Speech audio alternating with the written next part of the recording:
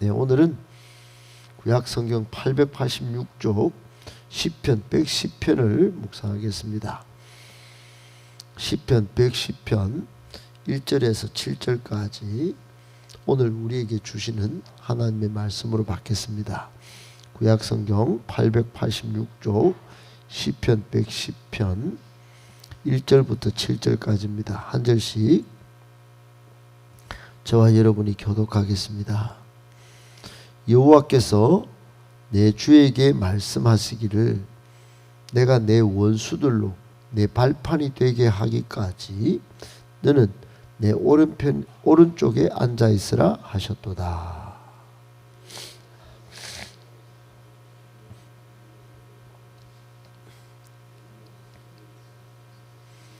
주의 권능의 날에 주의 백성이 거룩한 옷을 입고 즐거이 헌신하니 새벽 이슬 같은 주의 청년들이 주께 나오는도다.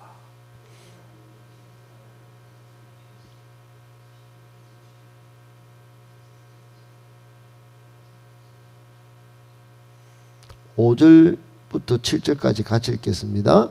주의 오른쪽에 계신 주께서 그의 노하시는 날에 왕들을 쳐서 깨뜨리실 것이라. 문나라를 심판하여 시체로 가득하게 하시고 여러 나라의 머리를 쳐서 깨뜨리시며 길가의 시냇물을 마심으로 그의 머리를 드시리로다. 아멘. 오늘은 영원한 제사장 예수 그리스도, 영원한 제사장 예수 그리스도라고 하는 제목으로 오늘 본문의 내용을 살피고 또 교훈의 말씀을 받고 적용하고 결단하며 또 기도를 이어가겠습니다. 그러면 시편 110편은 유명한 시입니다. 얼마나 유명하냐, 이게 신약 성경에서 가장 많이 인용되는 그런 시편입니다. 그러니까 이게 1절부터 4절까지 전부 하나님께서 옆에 계신 예수님, 그러니까 이게 시편은 예수님 오시기 전에 한 천년 좀 전에 이렇게 적혔다고 이렇게 볼 수 있는데, 천년 전에 이미 하나님이 예수님과 함께 이야기를 나누시는 그런 어떤 모양으로 만들어졌다가 결국 예수님 때에 이 내용들이 성취로 나타났다. 그래서 메시아 예언시다 이렇게 말합니다. 메시아 예언시. 그런데 이제 이 시를 적은 사람은 다윗인데, 다윗이 고난과 역경 속에서도 승리하시는 영원한 제사장이자 또 그리스도이신 예수님을 바라보며 기록한 시편이다 이렇게 알려져 있어요. 이 본문을 통해서 우리가 붙들어야 할 신앙의 원리 세 가지를 한번 살펴보겠습니다. 첫 번째, 복잡한 세상 시선을 하나님과 하나님 말씀에 고정할 수 있어야 합니다. 복잡한 세상 시선을 하나님과 하나님 말씀에 고정할 수 있어야 합니다. 여러분, 오늘날 현대인들은 수많은 정보와 불안 속에 살아가죠. 너무 빠릅니다. 또 너무 복잡합니다. 어찌해야 이 상황을 제대로 정말 정신이 혼돈되지 않고 살아갈 수 있을까? 저마저도 이런 생각이 있습니다. 그때 하나님은 성경을 통해 말씀합니다. 환경을 보지 말아라. 환경을 보지 말고 보좌 우편에 앉아 계신 내 주 예수 그리스도를 바라보아라. 그리고 하나님의 음성에 귀를 기울이라. 이렇게 말씀하십니다. 오늘 본문 1절이 그렇게 말씀하죠. 여호와께서 내 주에게 말씀하시기를 내가 내 원수들 네 발판이 되게 하겠다. 너는 그때까지 그냥 오른쪽에 앉아 있으라. 오른쪽에 앉아 있으라. 오른쪽에 앉아 있으라. 환경 바라보고 막 마음이 분주해 가지고 막 자기 의를 앞세우고 자기 열심으로 살고 그러다가 지치고 낙심하고 포기하고 또 감정 상하고 이렇게 하지 말고 일단 오른편에 앉아 있어라 이렇게 말한 겁니다. 여러분 다윗이 이 시를 쓸 때 그 당시에 주변 원수들의 위협과 정치적인 위기가 상당했습니다. 그러니까 그런 위기 속에 있었다 이 말입니다. 그러나 다윗이 환경에 지금 흔들릴까요? 흔들릴 만한 충분한 그런 환경입니다. 그러나 자신의 환경, 자신의 형편에 매몰되지 않고 하나님께서 주시는 약속하시는 하나님과 그 말씀의 귀를 기울였던 것입니다. 그랬습니다. 완전한 복수를 끝내고 승리하게 하실 하나님, 그리고 내 오른편에 앉아 있으라 하신 하나님의 말씀을 신뢰하고 위기를 극복한 겁니다. 여러분 이처럼 고난의 한복판에서 다윗이 승리할 수 있었던 비결, 그것은 하나님께서 결국은 원수를 굴복시킬 것이다, 이런 믿음, 즉 약속의 말씀을 신뢰했기 때문입니다. 다윗은 시편 23편 4절에서도 이런 고백을 한 적이 있습니다. 내가 사망의 음침한 골짜기로 다닐지라도 해를 두려워하지 않을 것은 주께서 나와 함께 하심이라. 주의 지팡이와 막대기가 나를 안위하시나이다 그랬어요. 다윗은 인생의 가장 어두운 시기, 즉 사망의 음침한 골짜기를 지날 때 사망의 음침한 골짜기 같은 그 위기 상황을 지날 때에도 환경이 변하기를 구하지 않았어요. 오히려 주님이 함께 하신다, 주님이 함께 하신다, 여기에 집중했습니다. 다윗이 오늘 본문 원수들의 위협 속에 하나님의 음성을 들을 수 있었던 이유는 이미 시편 23편의 사망의 골짜기에서 자신을 안위하신 하나님을 경험했기 때문일 것입니다. 여러분 오늘 1절에 하나님 보좌 우편에 계신 하나님이 이제는 우리의 삶의 현장에, 우리의 사역의 현장에 지팡이와 막대기, 그러니까 보호와 인도하심을 의 은혜로 우리를 찾아오십니다. 지팡이와 막대기를 들고 말이죠. 보호하시고 인도하십니다. 그러므로 이미 승리를 주시고 우리를 모자랄 것 없이 보호해 주시는 주님을 신뢰해야 마땅한데, 만약 환경을 보고 신뢰하지 못하는 사람은 이 고난 그 자체보다도, 위기 그 자체보다도 무서운 게 혼자라는 외로움, 또 서러움, 분주함 때문에 넘어지는 그런 자기 감정일지도 모릅니다. 하지만 성경은 주님이 함께 하신다고 선포하죠. 내가 싸워 승리하게 할 것이니 내 오른편에 너는 앉아 있으라 하시는 것입니다. 이런 하나님과 하나님의 음성을 듣고 승리의 확신을 가져야 하지 않겠습니까? 그러므로 복잡한 세상 시선을 하나님과 하나님 말씀에 고정할 수 있어야 한다, 이런 이야기가 되는 것입니다. 여러분 우스운 이야기가 하나 있는데, 거세운 폭풍 속에 항해하던 군함이 있었습니다. 군함이 정면에 불빛이 보이는 거예요. 그래서 진로를 비키라고 함장이 명령을 내립니다. 완전 확성기를 깔아서. 근데 상대방은 우리는 비킬 수 없으니 당신들이 비키시오라고 답을 하는 거예요. 이때 분노한 함장이 나는 함대 사령관이다 이렇게 외치자 상대방은 나는 등대직이다 이렇게 말하는 거예요. 이게 무슨 말입니까 여러분? 등대직이는 그 자리에 그냥 있는 거죠. 못 움직입니다. 항상 있습니다. 마찬가지입니다. 여러분 변하지 않는 기준이 하나님이고 하나님의 약속의 말씀이에요. 우리를 거기에 맞춰야지. 비키라 이렇게 누가 말해요? 어떻게 말해요? 그 우스운 이야기입니다. 이렇게 할 수 없는 것이에요. 그렇습니다. 나를 하나님께 또 하나님의 약속의 말씀에 맞출 때 비로소 고난의 암초를 피할 수 있게 되는 것입니다. 넉넉히 이길 수 있는 것이에요. 여러분 우리가 받는 첫 번째 교훈, 로마서 8장 37절에 그러나 이 모든 일에 우리를 사랑하시는 이로 말미암아 우리가 넉넉히 이기느니라 그랬어요. 이 모든 분주하고 복잡한 세상을 넉넉히 이긴다. 여러분 여기 넉넉히 이긴다는 표현은 헬라어 원어로 휘페르니코멘인데 압도적인 승리자, 압도적 승리는 간신히 버텨가지고 이기는 거 아니고 주님의 사랑 때문에 여유 있게 이기는 신앙을 의미합니다. 여러분 시편 110편에서 원수들을 발판 삼으시는 주님의 권능 오늘도 동일합니다. 오늘날 우리를 사랑하시는 예수 그리스도를 통해 우리에게도 동일하게 주어진다는 승리의 확신인 것이죠. 꼭 믿고 여러분 하나님과 또 하나님의 약속의 말씀을 절대 신뢰하여 압도적인 승리를 거두는 저와 여러분 되시기를 예수님의 이름으로 축복합니다. 아멘. 두 번째, 종교적인 형식주의에서 벗어나서 새벽 이슬처럼 순수한 열정으로 주님께 응답하는 삶을 살아야 합니다.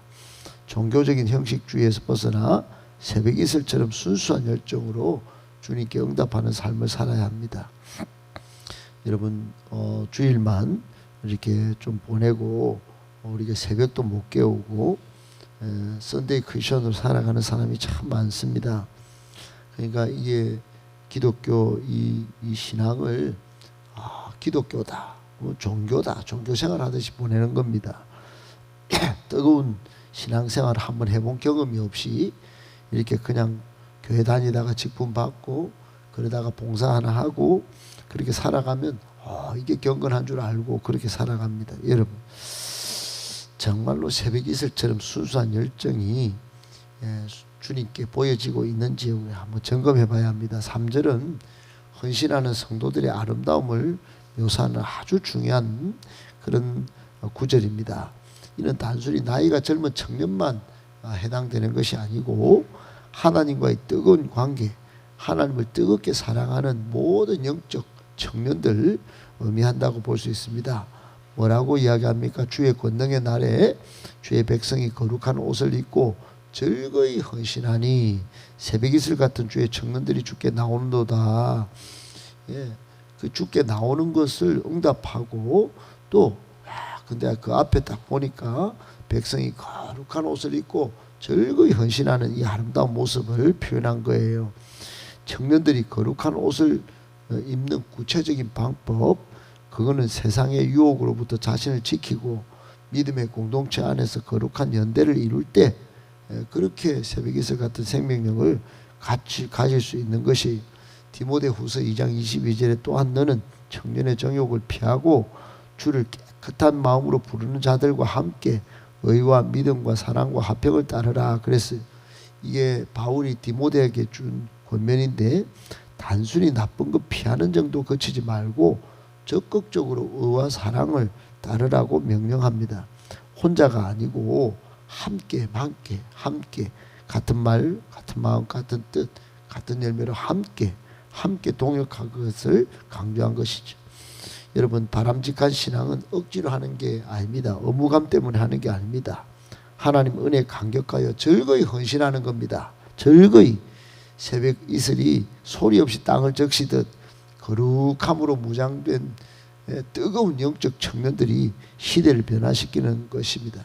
전도서 12장 1절에 보면 너는 청년의 때에 너의 창조주를 기억하라. 그 공고한 날이 이르기 전 나는 아무 낙이 없다고 할 해들이 가깝기 전에 그랬어요. 여러분 인생의 황금기인 청년의 때가 영원하지 않다는 걸 경고하면서 모든 에너지와 열정이 충만할 때, 즉 하나님을 뜨겁게 사랑할 때 그때 하나님을 한번 마음껏 사랑해 보라는 겁니다. 하나님을 기억해 보라는 거예요. 여기 기억하라는 단순히 머리로 상상하는 게 아니고 삶의 주인으로 인정하고 뜨겁게 예배하라는 뜻입니다. 그렇습니다. 여러분 시편 110편 3절에서 주의 권능의 날에 즐거이 헌신하는 이 청년은 인생의 공고한 날이 오기 전에 미리 하나님을 왕으로 모신 자들, 하나님을 내 삶의 주인으로 모신 사람들입니다. 기회가 있을 때 가장 빛나는 시절을 주님께 드리는 것, 이게 가장 지혜로운 투자고 그때 하나님이 또 놀라운 복을 주시는 것입니다. 그러므로 여러분 두 번째 우리에게 주는 교훈은 종교적인 형식주의에서 벗어나야 합니다. 마치 절기 때마다 교회 나오고 또는 절기만 있으면 그렇게 신앙의 신심을 발휘하는 그런 게 아니고 새벽 이슬 매일 새벽 이슬 내리잖아요. 순수한 열정으로 주님께 응답하는 삶을 살아야 한다는 겁니다. 여러분 청년은 나이만 젊은 청년이 아니고 하나님 앞에 청년은 하나님을 뜨겁게 만나는 사람, 하나님을 뜨겁게 예배하는 사람, 그런 사람이 영적인 청년입니다.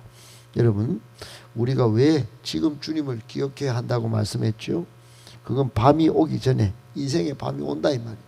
가장 찬란한 새벽 이슬의 때 창조주를 만나는 것이 이게 복이기 때문입니다. 청년의 무장, 거룩한 옷입니다. 거룩한 옷, 세상 정욕을 피하고 거룩한 옷을 입고 주님의 군대가 되는 게 이게 거룩한 옷을 입는 거예요. 미국에 윌리엄 보덴이라는 청년이 있습니다. 억만장자의 후계자였어요. 그런데 복음을 위해 모든 부와 명예와 또 생명까지 버리고 선교지에서 이렇게 26세에 죽습니다. 그런 성경책 뒷면에 No reserves, 남김이 없이, No retreat, 후퇴 없이, No regrets, 후회 없이, 나는 남기지 않겠다, 나는 후퇴하지 않겠다, 나는 후회하지 않겠다, 이렇게 적었습니다. 이것이 바로 즐거이 헌신하는, 즐거이 기꺼이 하나님께 드리는 새벽이슬 같은 청년의 표본과 같은 삶이 아니겠습니까?